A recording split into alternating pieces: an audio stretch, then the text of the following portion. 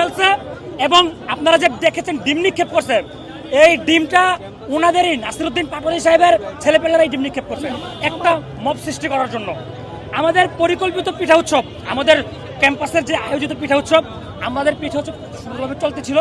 উনি বহিরাগত 50-60 জন নিয়ে আইসা আমাদের স্টেজ ভেঙে ফেলছে এবং ওনার বহিরাগত ছেলেপেলেরাই ওনাকে ডিম নিক্ষেপ করছে এখানে একটা মব সৃষ্টি করার জন্য।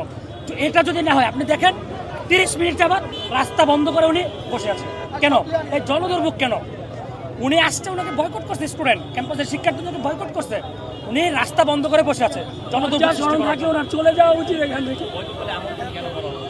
ওনাকে তো ডিম নিক্ষেপ করা হয়েছে ওনারই দলের লোক। না, আমন্ত্রণ কেন করা হয়েছে? ওনাকে তো আমন্ত্রণই করা হয় না। ওনাকে আমন্ত্রণ করা হয় নাই ভাই। উনি যখন গেটে আসছে ওনাকে বলা হয়েছে ভাই আপনাকে আমন্ত্রণ কে করছে। উনি প্রপারলি বলতে পারে নাই ওনাকে আমন্ত্রণ কে করছে। উনি যদি বলতে পারতো যে ওনাকে আমন্ত্রণ করছে, ভাই আমরা ওকে ওয়েলকাম করতাম। সে একজন জুলাই যোদ্ধা, আমরা তাকে সম্মান করি। তাকে আমরা আমাদের প্রোটোকল দিয়ে ক্যাম্পাসে নিয়ে যেতাম। সে আসছে, পরিদর্শন করবে, তার গণতান্ত্রিক অধিকার। সে প্রপারলি বলতে পারে নাই তাকে ইনভাইট কে করছে।